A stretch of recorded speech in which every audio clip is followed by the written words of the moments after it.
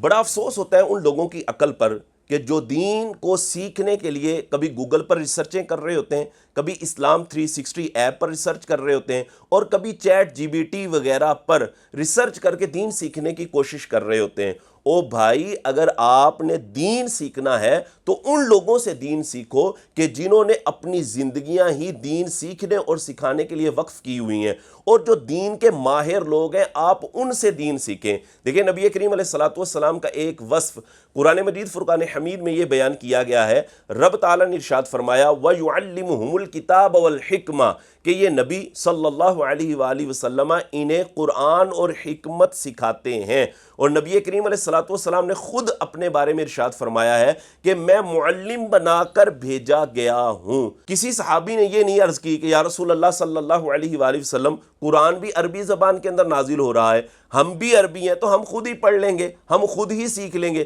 کسی نے نہیں عرض کیا، بلکہ کیا ہوتا تھا، صحابہ کرام علیہم رضوان نبی کریم علیہ الصلوۃ والسلام کی بارگاہ میں جاتے اور حضور علیہ الصلوۃ والسلام ان کو قرآن سکھایا کرتے تھے، قرآن پڑھایا کرتے تھے۔ پھر حضور علیہ الصلوۃ والسلام نے باقاعدہ صحابہ کرام علیہم رضوان میں سے چند صحابہ کے بارے میں یہ بھی ارشاد فرمایا ہے کہ اگر تم نے قرآن سیکھنا ہے تو قرآن ان سے سیکھو، جیسا کہ صحیح بخاری کی حدیث نمبر 4999 ہے۔ نبی کریم علیہ الصلوۃ والسلام نے ارشاد فرمایا خذوا القرآن من اربع، فرمایا 4 اشخاص سے قرآن سیکھو، ان میں پہلے جو ہیں حضرت عبداللہ بن مسعود، دوسرے حضرت سالم، تیسرے حضرت معاذ، اور چوتھے حضرت ابی بن کعب رضی اللہ تعالی عنہم ہیں۔ صحابہ اکرام علیہم رضوان میں سے کسی صحابی نے آگے سے یہ عرض نہیں کی کہ حضور قرآن بھی عربی زبان میں ہے، ہم بھی عربی جاننے والے ہیں تو ہم خود سیکھ لیں گے، آپ ان کے بارے میں کیوں فرما رہے ہیں کہ ان سے سیکھو؟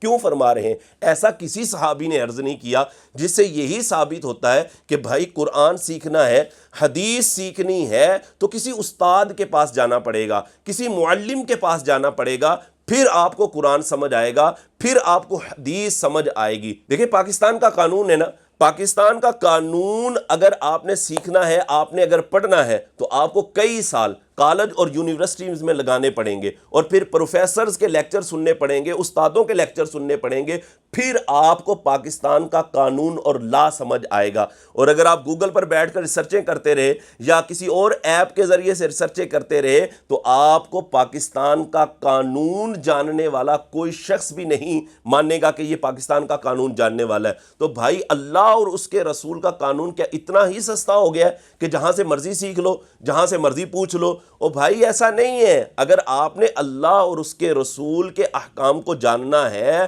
اور اللہ اور اس کے رسول کے قانون کو جاننا ہے تو آپ کو کسی استاد کے پاس بیٹھنا پڑے گا، کتاب پڑھنی پڑے گی، پھر آپ کو صحیح معنوں کے اندر قرآن اور حدیث کا فہم ملے گا، قرآن اور حدیث سمجھ آئیں گے۔ اور اگر آپ نے صرف ان پر ہی اپنا دار و مدار رکھا، گوگل پر رکھا، چیٹ جی بی ٹی پہ رکھا یا اسلام 360 ایپ پر رکھا، تو یقین جاننا کہ آپ لوگ گمراہ ہو جاؤ گے اور آپ کو پتہ ہی نہیں چلے گا کہ ہم کیا کر بیٹھے۔ کیوں؟ اس لیے کہ یہ جو چیزیں ہیں ان میں ایسا ہے کہ بہت ساری خرابیاں ہیں۔ آپ دیکھیں جناب، چیٹ جی بی ٹی پہ آپ نے ریسرچ کی ہے، اسلام 360 پر آپ نے ریسرچ کی ہے، آپ صرف اس پر ریسرچ کر کے پورا آپ نے اعتماد کر لیا، آپ نے کتاب کو دیکھا ہی نہیں،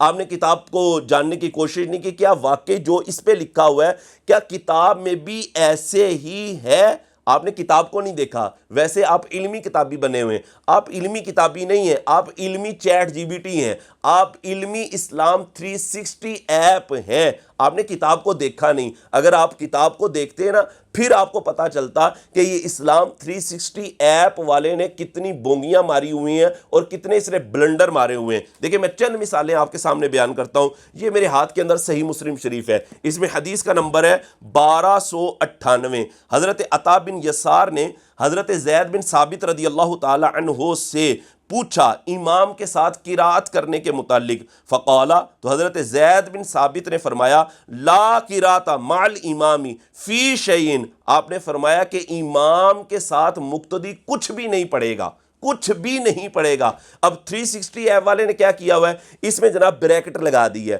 اور لکھا کیا ہے، اس نے کہا جی مقتدی امام کے ساتھ سورہ فاتحہ کے علاوہ کچھ نہیں پڑھے گا، حالانکہ حدیث کے اندر سورہ فاتحہ والی بات ہے ہی نہیں، یعنی الا الفاتحہ یا غیر الفاتحہ وغیرہ کے الفاظ ہے ہی نہیں، اپنے پاس سے ترجمہ بنا کر اس کے اندر جو ہے وہ داخل کر دیا۔ اسی طرح اگر دیکھا جائے جامع ترمذی کے حوالے سے تو اتنے اس نے بلنڈر مارے ہوئے ہیں، اتنے بلنڈر مارے ہوئے ہیں کہ وہ احادیث کہ جو اہل سنت و جماعت کے نظریے کے عین مطابق تھی، ان کو کیا کیا، ان کو سب کو جناب ضعیف قرار دے دیا، حالانکہ محدثین نے انہی احادیث کو کہیں حسن قرار دیا ہوا ہے، کہیں صحیح قرار دیا ہوا ہے، لیکن اس نے کیا قرار دے دیا، ضعیف قرار دے دیا۔ کیوں؟ اس لیے کہ یہ اسلام 360 ایپ نہیں ہے، یہ غیر مقلد 360 ایپ ہے یا اپنی منمانی 360 ایپ ہے، یہ اس کا نام ہے۔ اسلام کا تو اس نے ویسے ہی نام استعمال کیا ہوا ہے۔ چند مثالیں میں آپ کے سامنے رکھتا ہوں۔ جامع ترمذی کے اندر حدیث نمبر 366 ہے،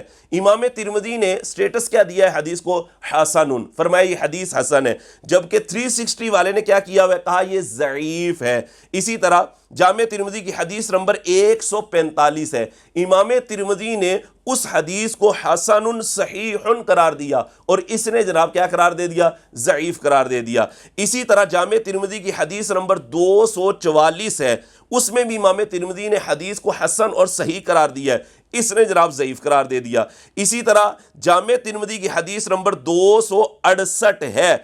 وہاں پر حضرت امام ترمذی نے حدیث کو حسن قرار دیا ہے اور اس نے ضعیف قرار دے دیا۔ اسی طرح 1514 نمبر حدیث میں امام ترمذی نے حدیث کو حسن صحیح قرار دیا ہے، اس نے ضعیف قرار دے دیا۔ اب اتنے بڑے محدث کسی حدیث کو حسن اور صحیح قرار دے رہے ہیں اور یہ جناب لگا رہا ہے اس کے نیچے سٹیٹس کیا ہے، ضعیف ہے، ضعیف ہے، ضعیف ہے۔ کیا مطلب کہ جو اہل سنت و جماعت کے موقف کے عین مطابق تھی ان سب احادیث کو اس نے کیا لکھ دیا، ضعیف، حالانکہ محدثین نے انہی احادیث کو صحیح بھی لکھا ہے، انہی احادیث کو حسن بھی لکھا ہے۔ احادیث کے سٹیٹس کے حوالے سے بھی اس نے بڑے بلنڈر مارے ہیں اور ترجمے کے حوالے سے بھی بڑے بلنڈر مارے ہیں۔ لہذا میں آپ کو مشورہ دوں گا کہ صرف اور صرف ان چیزوں پر نہ جائیں، چیٹ جی بی ٹی پہ نہ جائیں، اسلام 360 ایپ پر نہ جائیں، کتاب کو بھی دیکھیں، کیا واقعی کتاب کے اندر یہ بات موجود ہے؟ پھر کتاب کو بھی آپ خود نہیں دیکھ سکتے، آپ کو استاد کی حاجت اور ضرورت ہے